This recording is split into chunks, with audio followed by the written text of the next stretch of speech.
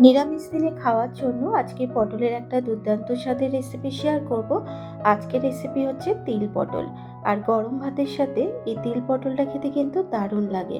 খুব কম সময় এই তিল পটলের রেসিপিটা কিন্তু চটজলদি বানানো যায়। আর গরম ভাতের সাথে এই তিল পটলের রেসিপিটা খেতে কিন্তু অসাধারণ লাগে। নমস্কার বন্ধুরা, স্বপ্নার কিচেনে আপনাদের সবাইকে স্বাগত জানাই। এখানে পটলগুলোকে আমি কেটে নিচ্ছি। পটলের অর্ধেক করে খোসা ছাড়িয়ে নিয়ে মাঝখান থেকে পটলগুলোকে ঠিক এইভাবে চিড়ে নেব। এইভাবে কিন্তু প্রত্যেকটা পটল কেটে নেব। আর পটলটাকে মাঝখান থেকে চিড়ে নেওয়ার কারণে পটলের মধ্যে মশলা আর নুনটা খুব ভালো মতো কিন্তু মিশে যাবে। প্রত্যেকটা পটল কেটে নেবার পর পটলগুলোকে খুব ভালো করে একটু জল দিয়ে ধুয়ে নিয়েছি। এবার পটলের মধ্যে দিয়ে দিলাম স্বাদ মতো নুন, খুব সামান্য পরিমাণ একটু হলুদ গুঁড়ো, কালারের জন্য দিয়ে দেবো খুব সামান্য পরিমাণ একটু কাশ্মীরি লঙ্কার গুঁড়ো, আর দিয়ে দেবো 1 চা চামচ সর্ষের তেল। এবারে পটলটাকে মশলা আর নুনের সাথে মিশিয়ে নিয়ে খুব ভালো করে মেখে নেব।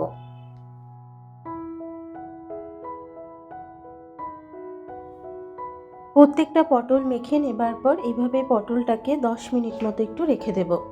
এবার একটা মশলা রেডি করে নেব। মিক্সিং জারের মধ্যে দিয়ে দিচ্ছি 2 টেবিল চামচ সাদা তিল, আর দিয়ে দেবো 1 চা চামচ পোস্ত। পোস্তর থেকে তিলের পরিমাণটা একটু বেশি দিলাম, দিয়ে দিলাম 4টে কাঁচা লঙ্কা আর সামান্য পরিমাণ একটু জল। এবারে তিল, পোস্ত, কাঁচা লঙ্কার একটা মিহি পেস্ট রেডি করে নেব। পেস্টটা রেডি করে নেওয়া হয়ে গেলে এবার পটল ভাজার জন্য কড়াইয়ের মধ্যে দিয়ে দিলাম 3 টেবিল চামচ সর্ষের তেল। তেলটা গরম হয়ে যাবার পর তেলের মধ্যে এক এক করে মেখে নেওয়া পটলগুলোকে দিয়ে দেবো। প্রত্যেকটা পটল তেলের মধ্যে দেবার পর গ্যাসের ফ্লেমটাকে মিডিয়ামে রেখে পটলগুলোকে খুব ভালো করে কিন্তু ভেজে নেব, যাতে ভাজাতেই পটলগুলো খুব ভালো মতো সিদ্ধ হয়ে যায়।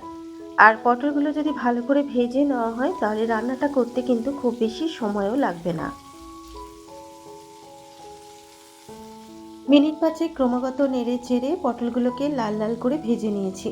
এবার পটলগুলোকে তেল ছেঁকে তুলে নেব। পটল ভেজে তুলে নেবার পর ওই তেলেই কিন্তু রান্নাটাকে করব। তেলের মধ্যে 1/2 চা চামচ কালো জিরে ফোড়ন দেব। কালো জিরেটাকে একটু ভালো করে ভেজে নেব। কালো জিরেটা ভেজে নেওয়া হয়ে গেলে এবার এর মধ্যে দিয়ে দেবো স্বাদ মতো একটু নুন, দিয়ে দেবো 1/2 চা চামচ হলুদ গুঁড়ো, কালারের জন্য একটু কাশ্মীরি লঙ্কার গুঁড়ো দেব। এবারে তেলের সাথে মশলাগুলোকে খুব ভালো করে একটু মিশিয়ে নেব। মশলাগুলো মিশিয়ে নেওয়া হয়ে গেলে মিক্সিতে বেটে রাখা পোস্ত, তিল আর কাঁচা লঙ্কার মিহি পেস্টটা দিলাম, আর দিয়ে দিচ্ছি সামান্য পরিমাণ একটু জল। এবারে মশলাটাকে খুব ভালো করে একটু কষিয়ে নেব যতক্ষণ না তিল আর পোস্তর কাঁচা গন্ধটা চলে যাচ্ছে। আর এই রান্নাটা করতে কিন্তু খুব বেশি সময়ও লাগে না। মিনিট 3 কষিয়ে নেবার পর এবার একটু ঢাকা দিয়ে মশলাটাকে কষতে দেব।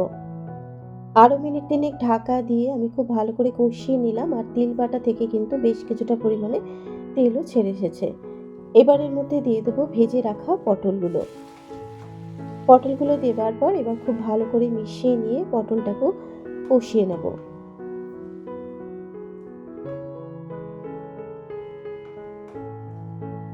মিনিট 2 সময় ধরে পটলটাকে খুব ভালো করে কষিয়ে নিলাম। আর পটলটা যেহেতু ভালো করে ভেজে নিয়েছি তাই সেদ্ধ হতে কিন্তু খুব বেশি সময়ও লাগবে না। এবার এর মধ্যে 2 বাটি মতো জল দিয়ে দিলাম। জল দেবার পর এবার একবার একটু ভালো করে নাড়াচাড়া করে নেব। নাড়াচাড়া করে নেবার পর এবার এর মধ্যে দিয়ে দেবো কয়েকটা গোটা কাঁচা লঙ্কা। এখানে দিয়ে দিচ্ছি 3টে কাঁচা লঙ্কা। কাঁচা লঙ্কা দেবার পর খুব ভালো করে মিশিয়ে নিয়ে ঢাকা দিয়ে পটলটাকে একটু সেদ্ধ হতে দেব। প্রায় মিনিট 3 ঢাকা দিয়ে খুব ভালো করে পটলটাকে কিন্তু সেদ্ধ করে নিলাম। আপনারা চাইলে এর মধ্যে অল্প পরিমাণে একটু চিনি আর সবার শেষে একটু কাঁচা সর্ষের তেলও দিতে পারেন। আমি আর এখানে কিন্তু কোনোটাই দিচ্ছি না। এবার গ্যাসের ফ্লেমটাকে বন্ধ করে তিল পটলটাকে একটা পাত্রের মধ্যে নামিয়ে নেব। আর নিরামিষ দিনের জন্য পারফেক্ট একটা রেসিপি। আশা করি রেসিপিটা আপনাদের ভালো লাগবে। আর গরম গরম ভাতের সাথে এই তিল পটলটা খেতে কিন্তু দারুণ হয়েছিল। আবারও হাজির হয়ে যাব অন্য কোনো নতুন রেসিপি নিয়ে।